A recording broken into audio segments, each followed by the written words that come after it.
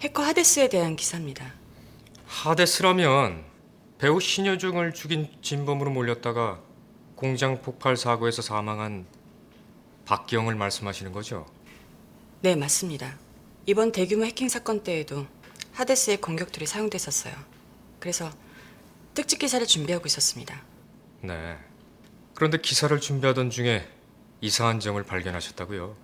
네, 그 점에 대해 이 법정에서 증언해 주실 수 있을까요? 하데스의 특집 기사를 준비하던 중 하데스의 죽음에 대해 조사를 하게 되었습니다.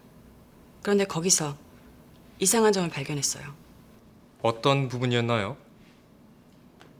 하데스 박기영은 공장 폭발 사고 때 사망을 했고 김우현 경위는 큰 부상을 입은 채 발견이 됐습니다.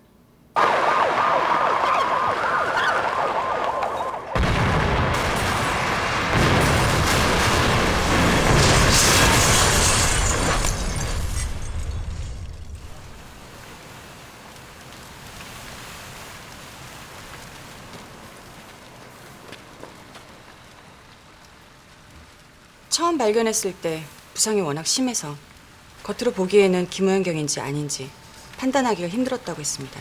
여기 생존자가 있습니다. 구급대에 불러주십시오.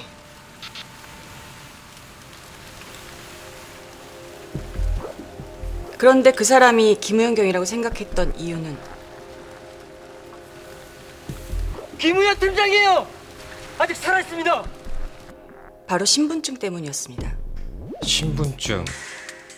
그런데 그게 무슨 문제라는 거죠?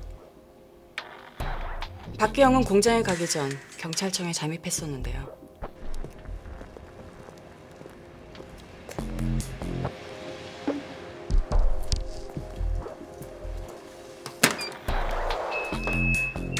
그런데 바로 그때 김우현 경의 신분증을 가지고 있었습니다. 그게 무슨 소리입니까?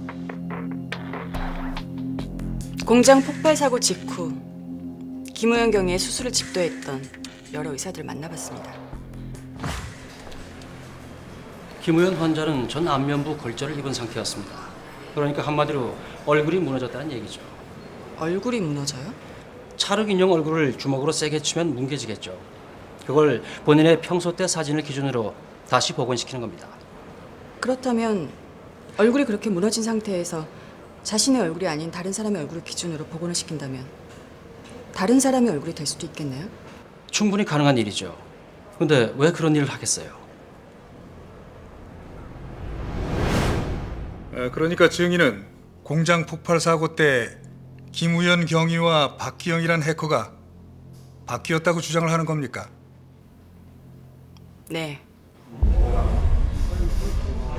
이해했습니다. 이 주장은 이번 사건과 관련이 없습니다. 아니요. 이번 공판에서 가장 중요한 증언입니다. 만약 그 공장 폭발 사고의 생존자가 김우현이 아니라 박기영이라는 해커라면 현재 피고인 측의 증인으로 나온 김우현은 자기가 목격하지도 않은 사건 현장을 봤다는 위증을 하고 있는 겁니다. 하지만 그건 저 여기자의 얼토당토하는 추측에 불과합니다. 얼토당토하는 추측일지 모르겠지만 만약 저 얘기가 맞다면 피고인 측의 주장은 모두 허위 사실이 되는 겁니다. 재판장님, 이 주장이 사실인지 아닌지에 따라 무고한 피해자가 나올 수도 있습니다. 증인의 주장을 확인해 봐야 합니다. 피고인 측 김우현 증인의 유전자 검사를 신청합니다.